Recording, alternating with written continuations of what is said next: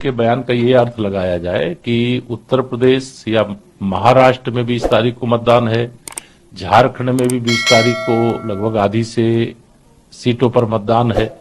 तो जहां 20 तारीख को मतदान है वहां विपक्ष हार रहा है, भाजपा जीत रही है। यद्यपि वो सत्यता को स्वीकार कर रहे हैं कि समाजवादी पार्टी चारों खाने चित होने जा रही है विधानसभा के उपचुनाव में, और श्री अखिलेश यादव जी एडवांस में अपनी पराजय स्वीकार कर रहे हैं और समाजवादी पार्टी को जनता ने दूध में पड़ी मक्खी की तरह निकाल दिया है। अच्छा होगा कि वह सपा की जो लड़खड़ा रही साइकिल है उस पर बैठे और सीधा सफाई के लिए प्रस्थान कर जाए। एक आखिरी सवाल, अखिलेश यादव ने रैली में मिर्जापुर में कहा कि जहां भाजपा को अपनी उपलब्धियां गिनानी चाहिए वहां आपस में टकरार दिख रही, दिल्ली कुछ और बोलती है।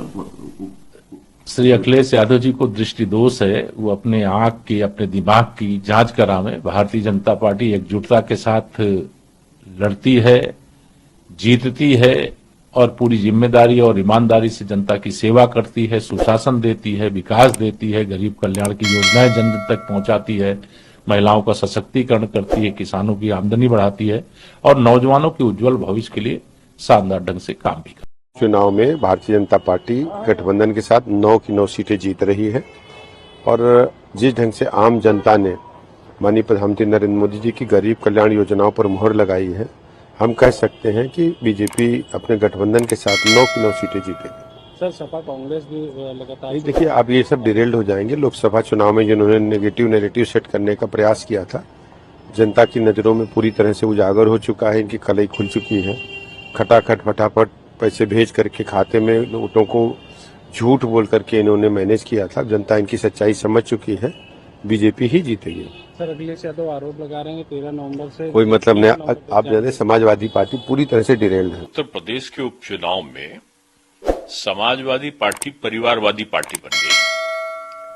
अभी तक तो जातिवादी पार्टी थी, संप्रदायवादी पार्टी थी, अब ये परिवारवादी पार्टी का जो इसको रोग है वो कांग्रेस से इसको मिल गया है उनके साथ करने के कारण।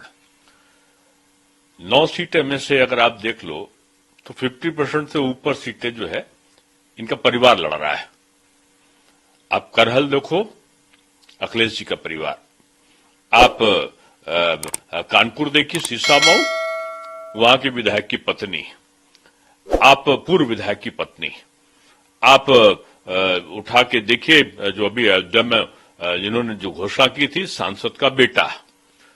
अब आप जाकर देखो कटहरी में तो वहां के सांसद की पत्नी या बेटा। तो ये बेटा बेटी की जो पार्टियां हैं कि आदरणीय सोनिया जी अगर रायबरेली नहीं लड़ेंगी तो जाकर वो राज्यसभा के सदस्य बनेंगी, खाली होगी एक सीट तो, और उनकी जो खाली होगी वो राहुल जी होंगे, और राहुल जी की जो खाली होगी बहन जी होंगी। अब बहन जी की खाली होगी तो कोई ना कोई बेटा होगा उनका या पति होगा, वो भी कहता है मैं तैयार हूं लड़ने को।